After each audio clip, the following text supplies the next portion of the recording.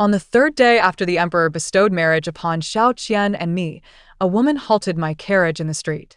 She claimed that she was already wed to the third prince and even produced a marriage certificate. I silently mused, how swift her arrival. It is not in vain that I disseminated the news. A woman suddenly threw herself before my carriage, softly weeping as she recounted the profound love she shared with the third prince. This woman was merely passively attractive, her demeanor lacking grace. However, the heartrending quality of her voice was extraordinarily melodious. I sat upright in the carriage, gazing at her, realizing that this was the type of allure that captivated Xiao Qian. "Inger, what brings you here?" By the time the third prince arrived, a crowd had already gathered around the carriage. Upon hearing his voice, the throng parted, revealing Xiao Qian's somewhat astonished countenance.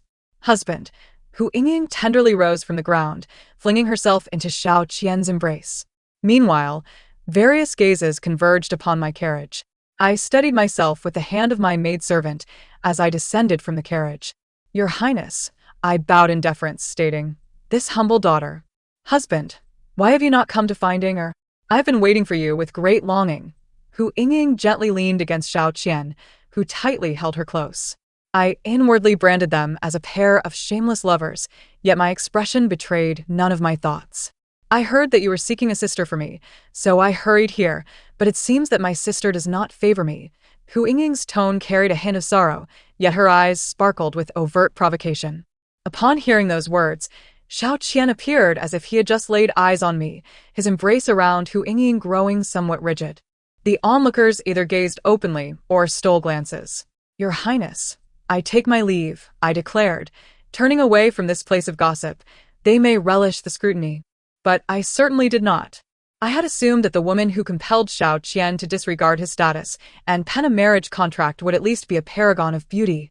Yet I found her to be of such lowly caliber that I need not trouble myself further.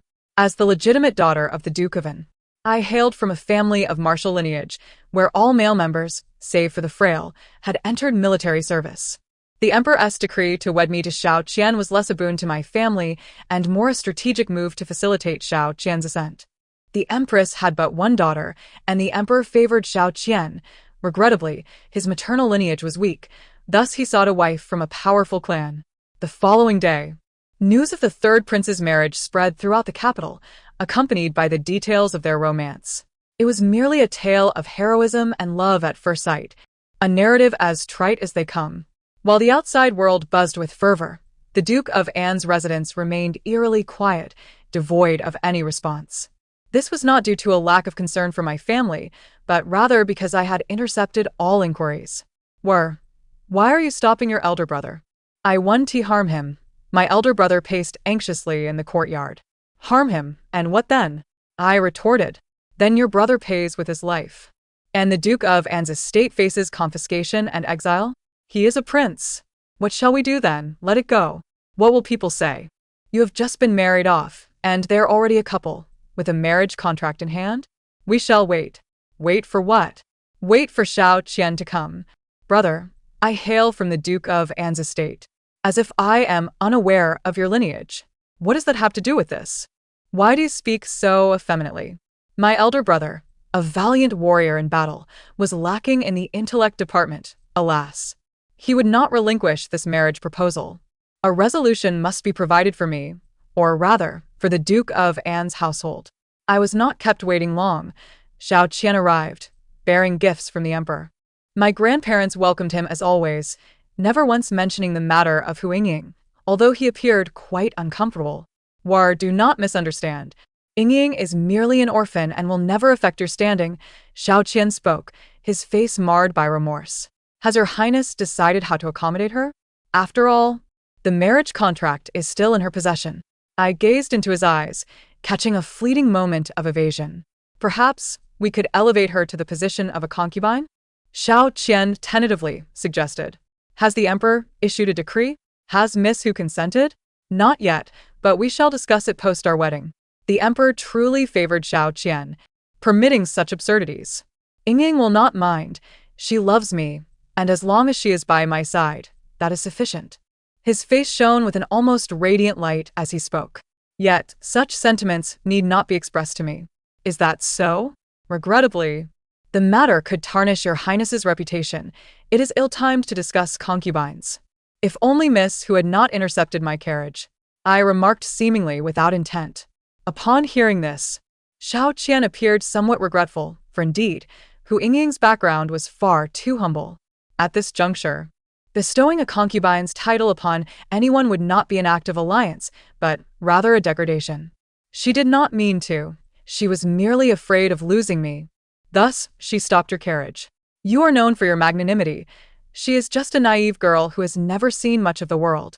Do not hold it against her, he said, handing me a jade token, a gift from the Empress, allowing me unrestricted access to the palace, a tremendous honor for one destined to become a prince's consort. This was my compensation. I had no desire to quarrel with him over this. My initial intent in notifying Hu Yingying was merely to prevent future complications.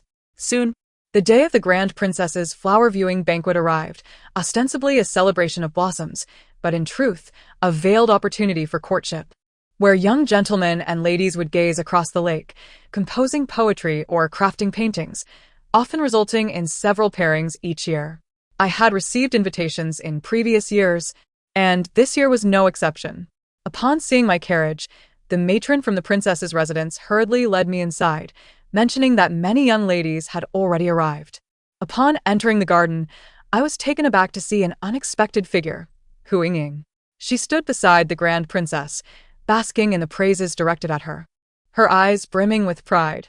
The Grand Princess, no longer a young woman and elder than the Emperor, had long ceased to engage with worldly affairs. Yet she seemed particularly fond of Hu Yingying.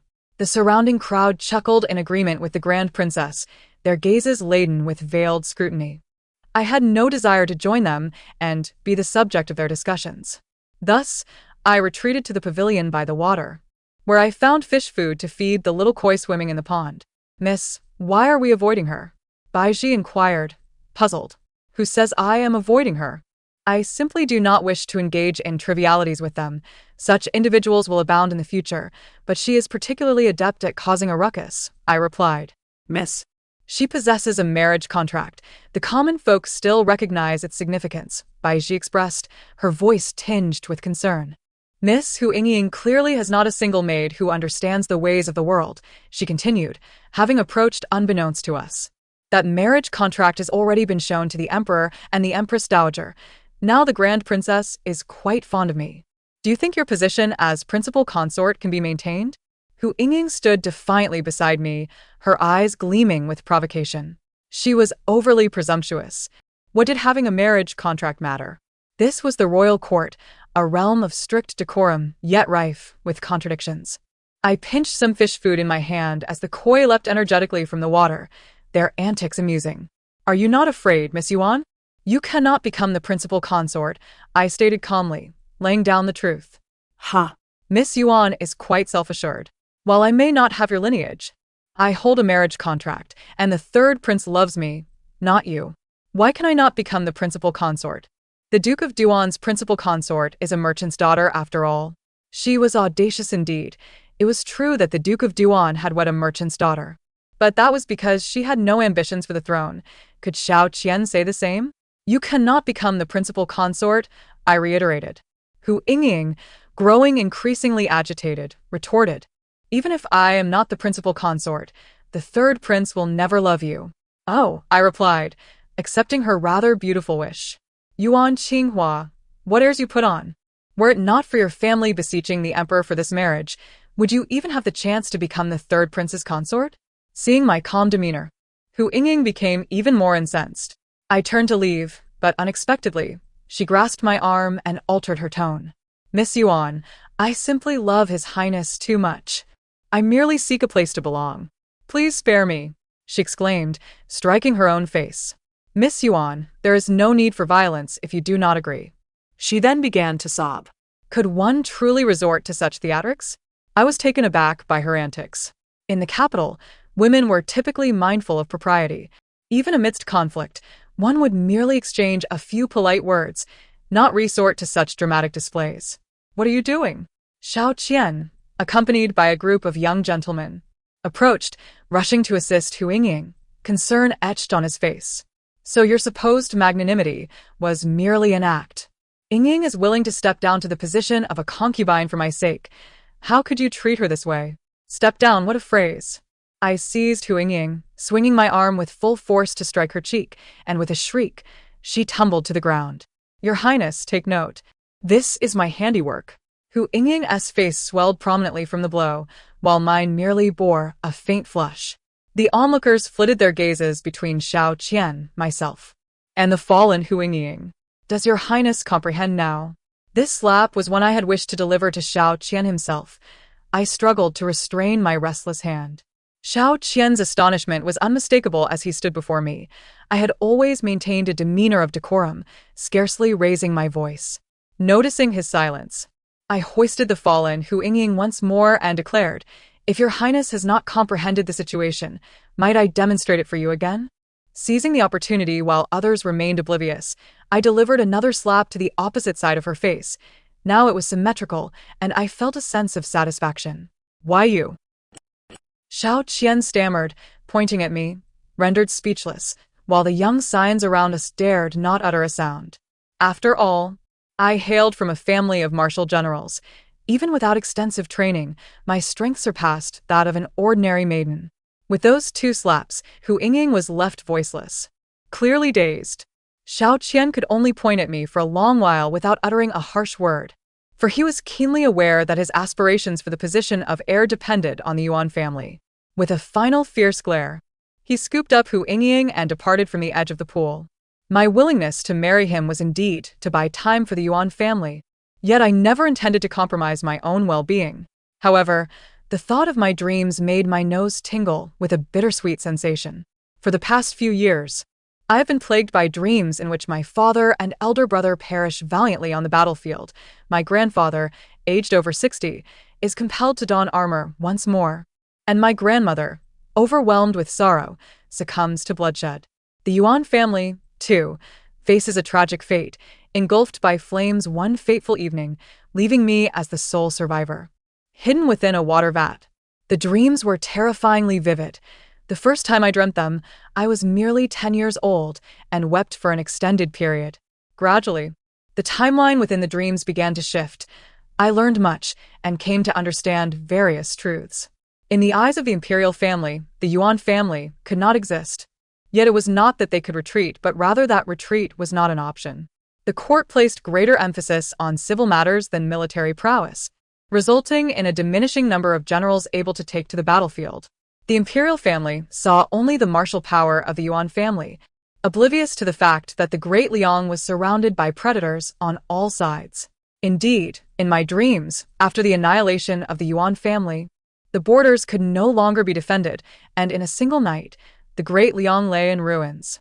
Since I began having these dreams, I have often pondered, if I were the emperor, could I truly trust a Duke of Anguo wielding significant military power? The answer is no. Yet, this power is not something the Yuan family covets. It is merely a consequence of the court's neglect of military matters, leading to the decline of martial talent.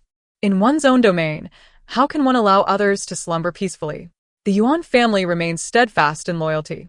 Countless thoughts surged within my mind, and the more I contemplated, the more I discerned that notions of right and wrong are seldom clear-cut. It is merely a matter of differing perspectives. Yet, the Duke of Anguo is my family, and I desire the safety of my loved ones. Thus, I must pursue the pinnacle of authority. And Xiao Qian is the stepping stone I have chosen. The following day, the capital buzzed with tales of the third prince's infatuation, steadfastly devoted to his commoner bride, while I found myself cast as the villain who disrupted their romance. The populace reveled in such a passionate love story, forgetting that the censorate was present. Xiao Qian faced harsh rebukes in the court and was ultimately penalized by the emperor, suffering a reduction in salary and house arrest. The next day, the Duke of Anguo received a plethora of rewards. I urged my father to submit a petition on Xiao Qian's behalf, expressing that since the third prince had wed Miss Hu, I was willing to relinquish my position as the primary consort.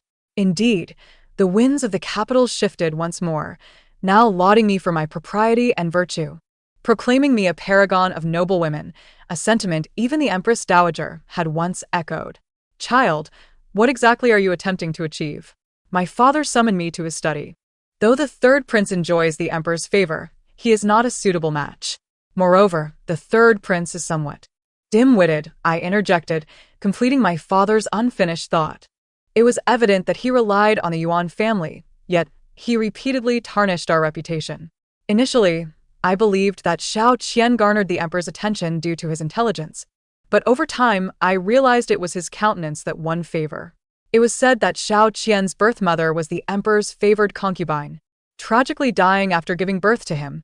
The emperor had once harbored resentment towards him, but as Xiao Qian matured and increasingly resembled his mother, the emperor's animosity waned. Do you truly wish to marry him? This petition of yours is clearly a strategic retreat, creating quite the stir. His Majesty will not acquiesce, because he is dim-witted. Upon hearing my words, my father nearly spat out his tea, his expression incredulous as if to say, if he is dim-witted, does that not make you so as well?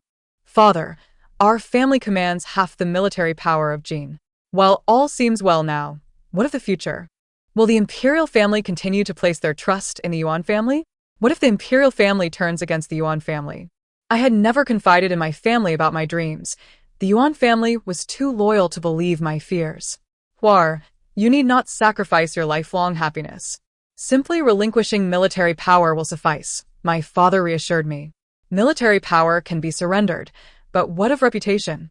The Yuan family has served alongside soldiers for generations, sharing their struggles, and at one point, the military recognized only the Yuan family, not the imperial family.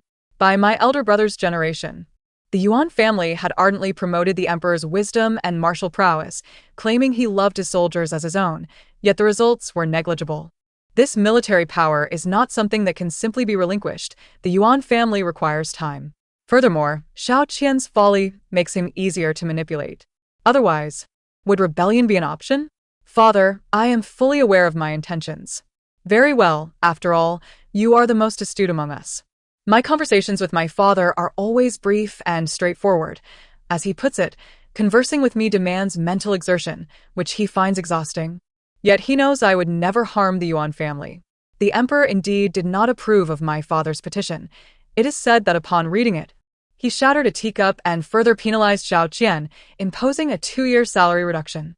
He then promoted my elder brother, showering the Duke of Anguo with generous gifts.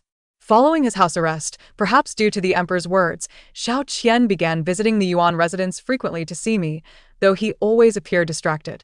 And I had little desire to confront him. Xiao Qian was granted the title of Rui Wang, and his residence, situated in the finest part of the capital, was completed days ago, where he moved in with Hu Yingying. Our wedding date was set for March of the following year, a propitious day calculated by the astrologers. Upon the announcement of the wedding, Hu Yingying caused quite a scene, but after much coaxing, the couple reconciled, appearing inseparable once more. This incident did not reach the public, but word spread among the staff at the royal residence, with some pledging their allegiance to me, the future Rui Wangfei. The Duke of Anguo began bustling with activity, retrieving long-neglected treasures from storage. My grandmother meticulously sifted through them, dismissing this piece and that. She insisted on preparing the finest dowry in the entire capital, resulting in daily chaos within the estate. I selected a number of skilled guards and strong attendants, knowing they would prove useful in the future. On the day of the dowry delivery, 108 carts laden with gifts were sent from the Duke of Anguo to the Rui Wangfu. A maid returning from the royal residence reported seeing Hu Yingying there, her face contorted in anger as she watched the dowry being brought into the main courtyard. It was amusing to see her lingering in the Wangfu without any standing. It seemed her position as a secondary consort was doomed. Before long, the wedding day arrived. Xiao Qian personally came to escort me, donned in a resplendent red wedding robe, and the maids remarked on his striking handsomeness.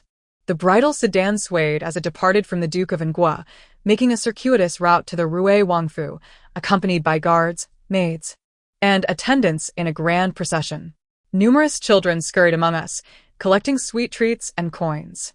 That evening, Xiao Qian returned to the bridal chamber inebriated, collapsing onto the bed in an uncomfortable position and remaining motionless. I removed my headpiece, bathed, and upon returning, found him still in that posture, appearing somewhat stiff. Miss, the Wang Ye. Bai Ji leaned in close to whisper. The Wangya is fatigued. Let him rest. Upon hearing my words, Xiao Qian visibly relaxed. He did not wish to draw near to me, and I too was disinclined to do so. All I desired was that exalted position, and this arrangement sufficed. The maids assisted in removing his outer robe and covering him with a quilt. Wangya, Wangya, Our Lady is in pain and keeps calling for you. Just as they finished tidying up, a young maid rushed into the main courtyard, shouting. Xiao Qian abruptly sprang from the bed, rushing outside without casting a single glance in my direction. I was nearly amused by his folly. Did he truly understand the reason behind marrying me? Moreover, how could I be unaware of when the emperor issued the decree to elevate her to the status of a secondary consort? Miss, what shall we do? Bai Ji exclaimed, stamping her feet in distress. What to do? Let it be. I led Bai Ji and several maids toward Hu Yingying's courtyard, simultaneously summoning the estate's physician. Upon entering the courtyard, a flustered maid attempted to obstruct our passage, but I instructed an elder to silence her. My lord, whenever I think of you being with another, my heart aches fiercely. Please spend more time with me. Very well, Yingying, I shall heed your wishes. Your Highness, I have brought the physician. Perhaps he could examine my sister? My lord, your Highness, you need not trouble yourself. Yingying has me by her side. You should return to rest. The room was filled with their syrupy exchanges. On the way back, Bai Ji hesitated, as if struggling to find her words. What is it you wish to say? Miss, today is your wedding day with the prince. Does that woman not tarnish your reputation with her actions? Should I inform the master? There is no need. Now that I have entered the prince's residence, I am one with him. Instruct those below to keep their mouths shut. Miss, I raise my hand to silence Bai Ji. If Hu Yingying's only weapon was such underhanded tactics, then she posed no real threat. What I desired was not Xiao Qian's affection. I would not divulge this news, for the palace would inevitably learn of it. Indeed, the following day, upon our entrance to the palace, the emperor reprimanded Xiao Qian. The Empress Dowager also sent a matron, surnamed Zhao, to reside in Hu Yingying's courtyard, claiming she would teach her the proper conduct of a concubine. That night, Xiao Qian stayed in the main courtyard, collapsing into sleep the moment he entered. My next encounter with Hu Yingying was a month later when she came to pay her respects, her demeanor somewhat dazed, and her gaze towards matron Zhao laced with fear. She had evidently tasted the palace's methods and had become somewhat more obedient, yet the hatred in her eyes directed at me was palpable. What use was her hatred? Was it not Xiao Qian who had orchestrated this entire situation? Knowing he had no say in his marriage, he still wed her. Having married, he aspired to the throne, yet was compelled to take me as his consort. He expected us to coexist harmoniously, while he reaped all the benefits. Since Hu Yingying had emerged from confinement, it signified her release from restrictions, and indeed, that very night, Xiao Qian visited her courtyard. The next day, Hu Yingying returned, her face brimming with smugness, and her fear of matron Zhao had noticeably diminished, continuing in this manner for several days. The maids were in a frenzy, yet I remained unperturbed, having discreetly sent a few strategists to Xiao Qian's side, two of whom had recently gained his favor. Through them, I learned of Xiao Qian's recent endeavors, which infuriated me, for he was exceedingly foolish. Several ministers who had initially prepared to align with him had been offended by his actions. Somehow, he had entangled himself with recently investigated corrupt officials. Amidst a plethora of trivial matters, I found myself too busy to attend to them for months. I did not confront them. Rather, it was Xiao Qian who sought me out, asking me to draft a memorial to confer Hu Yingying with the title of secondary consort. His demeanor bore an air of superiority, as if I owed him some obligation to comply. Your Highness, could you please repeat that? I held the estate's ledger in one hand, slightly twisting my wrist, turning to face him, perhaps recalling my earlier confrontation with Hu Yingying. Xiao Qian took a couple of steps back, his expression betraying a hint of guilt. Yingying now understands her errors, and matron Zhao has indicated that she is learning well. We had previously agreed to bestow upon her a position as secondary consort. Your Highness, do take a look at this, I remarked, presenting a piece of paper adorned with my selected candidates for the role of secondary consort, as well as a few maidservants. All hailed from prestigious families, their fathers and brothers holding significant positions. Among them were those he had previously offended and others who had long since pledged their loyalty. It was indeed the perfect moment to reassure them. Xiao Qian examined the list intently. I inquired whether securing 2 secondary consorts in exchange for 2 supporters was more crucial than satisfying his own desires. Upon hearing this, he fell into a long silence before turning to leave. Hu Yingying seemed to believe that capturing Xiao Qian was sufficient. Indeed, men reigned supreme in the inner chambers. But he was not mine. Ultimately, her aspirations for the title of secondary consort were dashed, relegating her to the status of an ordinary maidservant, leading to yet another quarrel between them.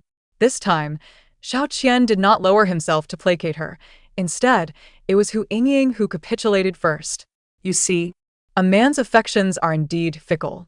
Xiao Qian continued to remain by her side daily, yet the absence of formal recognition had rendered their relationship somewhat estranged. Half a year passed in the blink of an eye. Aside from the 1st and 15th days of the month, Xiao Qian rarely visited the main courtyard. Matron Zhao had also been won over by Xiao Qian, comfortably staying in Hu Yingying's courtyard, seldom overseeing their affairs. Several maidservants entered the prince's residence one after another. Today, one performed a dance for the prince, while tomorrow, another played a tune, creating quite the lively atmosphere. As for the title of secondary consort, it required further preparation due to its rank. Since selecting these individuals, their families had begun to support Xiao Qian, alleviating much of his burden. Over the past year, I had instructed the 2 strategists near him to guide him towards seeking my counsel whenever necessary. I had offered him numerous suggestions, and he was willing to discuss matters with me. He seemed to heed my advice, and having received praise from the emperor on several occasions, he became even more inclined to approach me. Your Highness, several visitors have come to pay their respects, Bai Ji announced as she entered, smoothing out the wrinkles in my skirt. She then whispered, Hu Yingying has also arrived. How curious.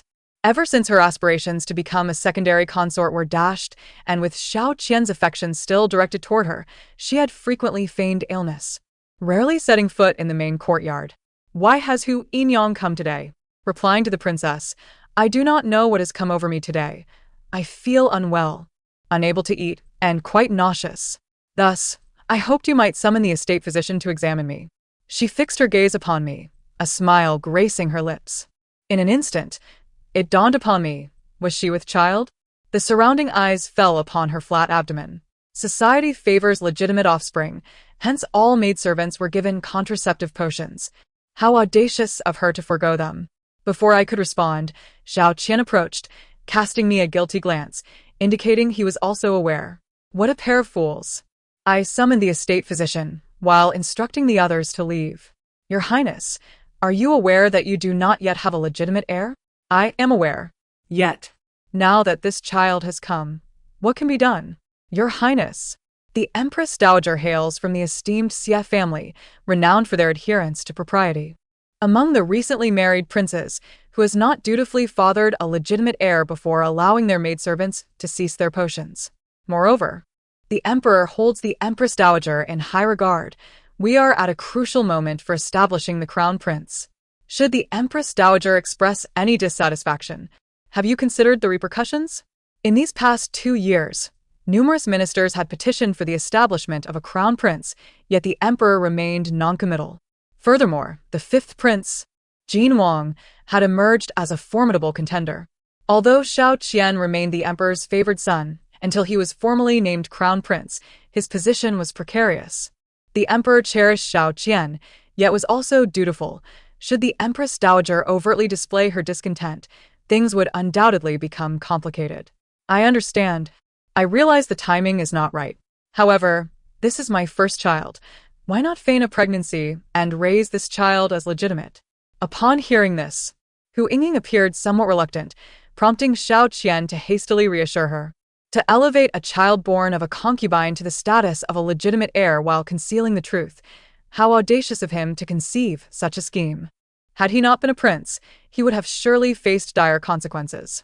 Ultimately, we parted on unfavorable terms, yet this news must remain concealed. I could not afford to distance myself from him.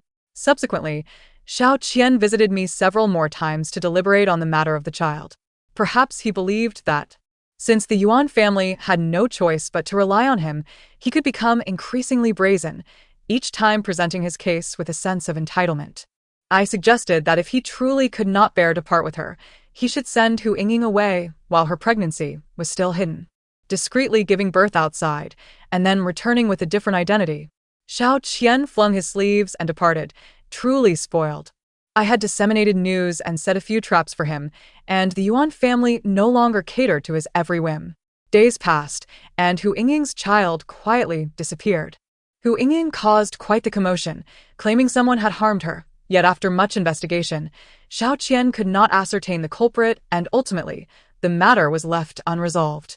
In the front courtyard, however, a new strategist arrived, a scholar of considerable esteem, whom Xiao Qian valued highly. Since his arrival, Xiao Qian frequented the main courtyard, neglecting the two side consorts, while Hu Yingying became less of a presence. The Wang residence seemed to regain its tranquility, as everything reverted to its usual course. My health was robust, and after 2 months, I surmised that I might be with child. Initially, I was not in haste regarding childbirth. The emperor was aging, and no crown prince had yet been established, with ministers constantly pressing for action. Once I conceived and my pregnancy advanced, my ability to attend to external affairs would wane, and Xiao Qian, being a man of appearances, would find it a loss should complications arise. Nevertheless, since the prospect had come, I did not entirely reject it. It merely entailed some hardships. Your Highness, trouble has arisen. The prince and the Jin Wang are embroiled in a conflict at court and are currently kneeling outside the imperial study. What transpired? It is said to concern disaster relief. Both sought to partake, and tempers flared, leading to a brawl. Recently, the Shiha County had suffered severe flooding, inundating several counties, and the officials for disaster relief had long departed with supplies. It was the Jin Wang's faction that had officials among them, including those once aided by the Yuan family, who discreetly relayed to me that someone had embezzled disaster relief funds. Along with the information came an account ledger. I instructed Xiao Qian to recommend He Yushi for an inspection. He Yushi was known for his integrity and would undoubtedly not overlook the wrongdoers. Bai Ji. Have Jiang Hui investigate who accompanied the prince on his outing. Half an hour later, Bai Ji returned, reporting that it was the strategist surnamed Xia. I had previously dispatched someone to investigate him. He had entered the capital alone, without any kin. He appeared capable, yet my concern did not lie in his abilities, but rather in whether he could be of service to me. Those around Xiao Qian must be under my control. Although the two had clashed at court, they were, after all, my own kin, and the emperor, after making them kneel for several hours, imposed a 6-month salary deduction as punishment, which seemed to conclude the matter. Xiao Qian was assisted back, accompanied by the scholar Xia. Clad in a long gown with a small beard, he struck me as familiar, yet he persistently evaded my gaze. The maidservants helped Xiao Qian inside, and Xia hastily bowed to me before departing. Ultimately, the inspection fell to Xiao Qian, and the next morning, he set out. Most accompanying him were my people, both overtly and covertly, which put my mind at ease. Yet, the information gathered regarding Xia was scant. All I learned was that he hailed from Jiangnan. I ruminated on his features, feeling an unshakable sense of familiarity. News from Shiha County continued to flow into my hands, and upon Xiao Qian's arrival there, he personally visited the disaster zones, inspecting each location. Reports from my people indicated that Xiao Qian always had Xia by his side, engaging in discussions with him. Before my reply could be dispatched, Xiao Qian submitted a petition accusing the Jin Wang of embezzling disaster relief funds for personal gain, which reached the emperor's desk. It was hasty. The man was still in the disaster area, surrounded by the Jin Wang supporters. Recent agreements had consistently gone awry. The issue likely stemmed from Xia. Your Highness, Hu Yingying is present, my little maidservant reminded me. I had not seen her since her miscarriage. Hu Yingying, once robust, now appeared gaunt. Upon gazing at her face, I finally understood why Xia seemed familiar. He bore a striking resemblance to the emaciated Hu Yingying. Investigate whether there are any connections between Hu Yingying and the scholar Xia. There must be some association. Relay the message that the prince's safety is paramount. He may disregard the prince's orders if necessary. All I desire is for the prince to return safely. Nothing else matters. He could not afford to encounter peril at this juncture. Since the petition was submitted, assassination attempts against Xiao Qian had not ceased, and subsequently, my guards reported that Xiao was suspected to be a spy for the Jin Wang.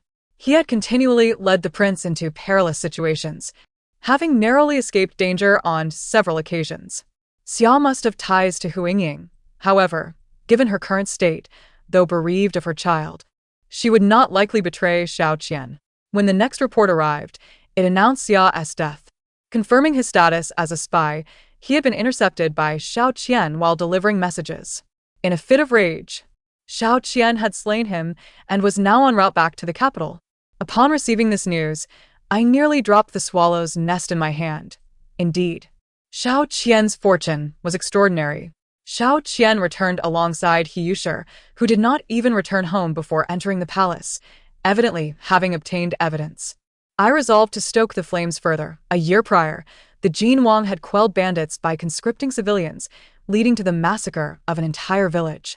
The emperor, incensed, commanded the Ministry of Justice and the Supreme Court to conduct a thorough investigation. The Jin Wang had no escape. Your Highness, Your Highness. Xiao Qian rushed into the main courtyard. Is the news true? It seems so.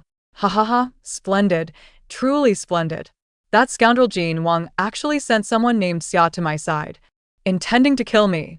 You cannot imagine, I nearly did not return. Xiao Qian pounded the table in frustration. Today, he seemed unusually loquacious. And I finally understood that the scholar Xia was, in fact, Hu Yingying's maternal uncle, having come to Xiao Qian through her. It was rare for him to share so much, likely to safeguard his own heart, a display of genuine affection, yet I wondered if Hu Yingying comprehended his sentiments. Now childless and bereft of her uncle, she must be suffering greatly. 2 months passed, and the situation regarding the Jin Wang was clarified. He was stripped of his title and relegated to commoner status. During this time, Xiao Qian faced 2 more assassination attempts, yet fortunately, the guards I had brought to the Wang residence were all exceptionally skilled. The position of crown prince now seemed to have settled upon Xiao Qian. Indeed, after the emperor emerged from his sorrow, he issued an edict, selecting an auspicious date for the prince's ascension to the Eastern Palace. My child was born in the Eastern Palace, yet Xiao Qian appeared indifferent, spending his days at Hu Yingying's side. The emperor's health had always been frail, and compounded by the Jin Wang's affairs, most state matters fell to Xiao Qian. Over the years, he had developed a habit of turning to me whenever he encountered difficulties, and I never declined his requests. Years passed, and the emperor's health deteriorated further.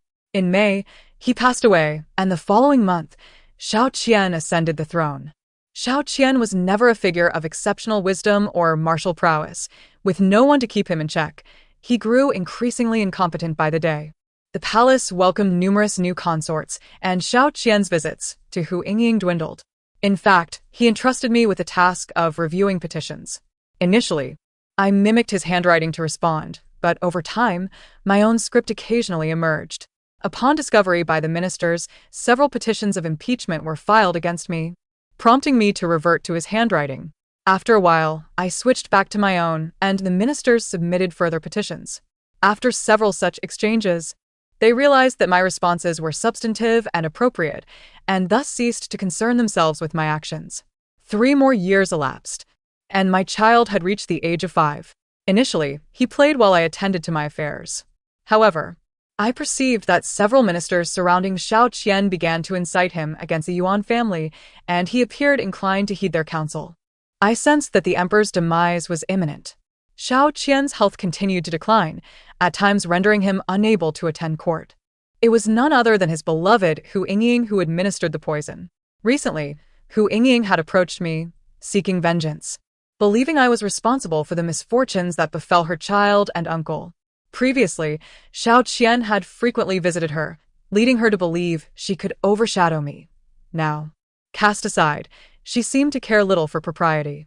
In those years, I meticulously provided her with everything I had discovered. Xiao Qian, in truth, treated her with great kindness. Refraining from disclosing that Xia Jiren was a spy, naturally, I did not reveal it either.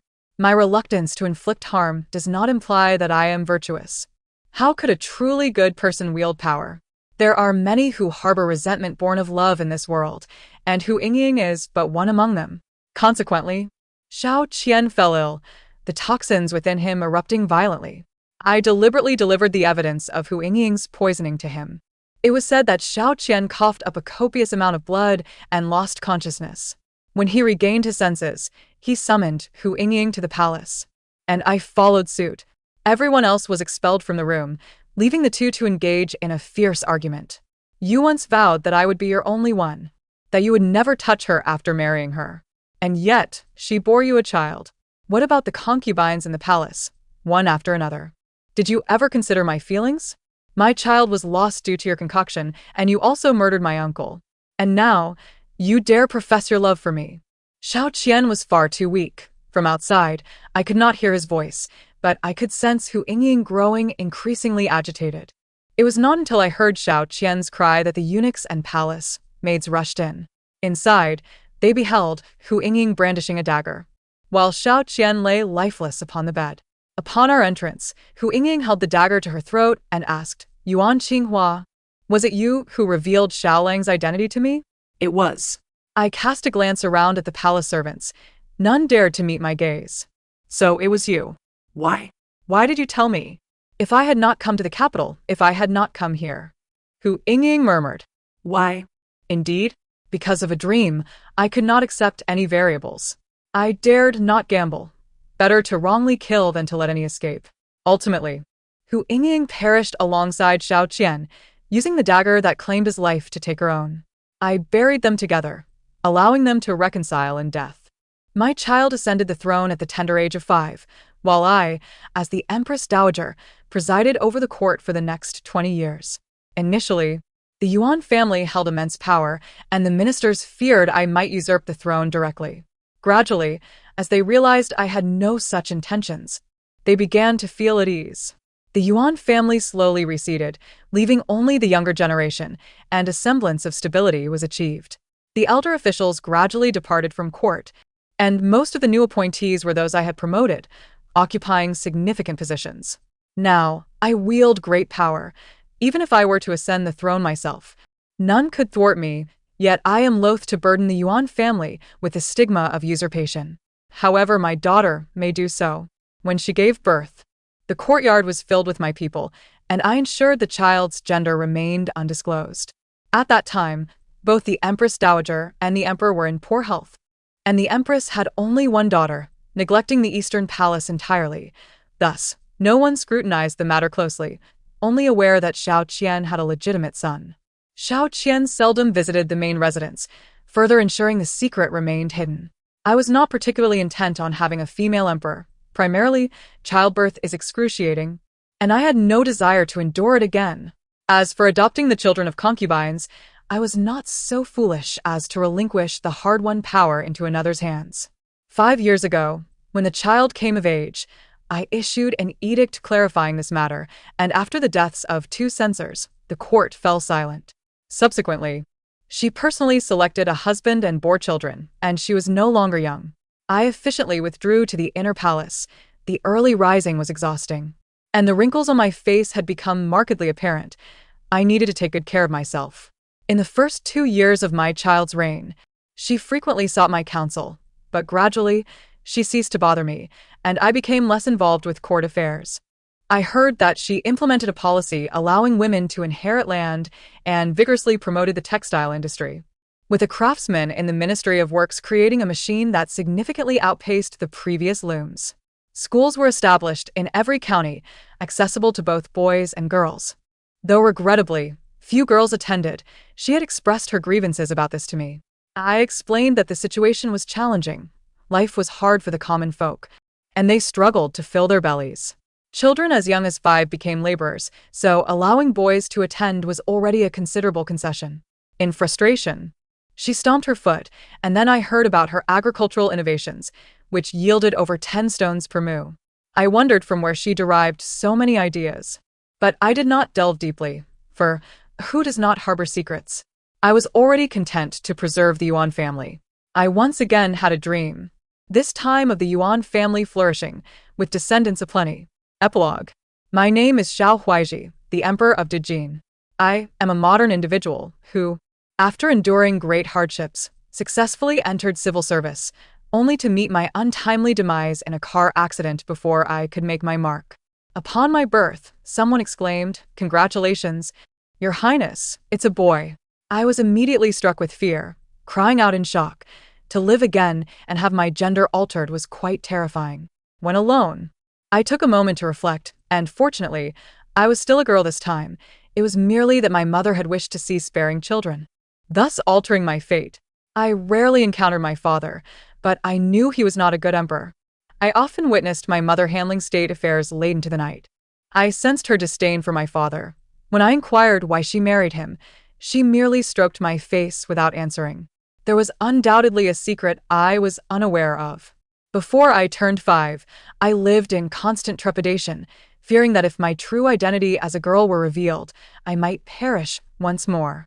Later, when my father and concubining both perished, I ascended as the new emperor, and my fears deepened.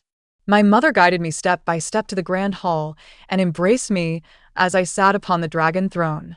"My dear mother, you are indeed bold. Was this not supposed to be a case of ruling behind a curtain? Where is the curtain?" I awaited the censors to chastise my mother, yet no one opposed her. Is it truly this simple? The acceptance is so profound? Who among us is the modern individual? I later learned that my maternal grandfather, General Yuan, and my uncle, General Yuan, had stationed people outside the grand hall. Indeed, Chairman Mao was correct. Power emerges from the barrel of a gun. I anticipated my mother would seize the throne, as she had but one child. I waited and waited, until I was on the verge of adulthood, yet my mother made no move. She insisted she had no intention of changing the royal surname, yet, dear mother, you are treading the path of usurpation. I have read the history. After I came of age, my mother's gaze towards me shifted oddly, and soon the entire capital knew I was a girl. I had planned to maintain my disguise for a lifetime, only to have it suddenly revealed to all. "Hey, your emperor is a girl?" Who could bear such a revelation? As expected, the morning court descended into chaos, with demands for my abdication in favor of my half-brother. My mother executed several censors and besieged the residences of numerous ministers. The following day, the morning court was considerably calmer, and by the third day, no one opposed me any longer. 5 years later, I bore a child, finally experiencing the feelings my mother had once endured. Yet, to hell with it, I had no intention of bearing another.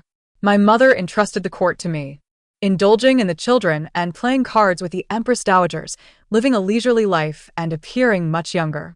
I finally understood why my mother had looked at me with such peculiar eyes. It was jealousy, for now. I too felt a twinge of envy towards her. Yet, I am ultimately a modern individual, and I wish to bring the knowledge and useful insights I have acquired into this world. Who among us does not harbor dreams of changing the world? The end. Thank you for listening, and I look forward to our next tale.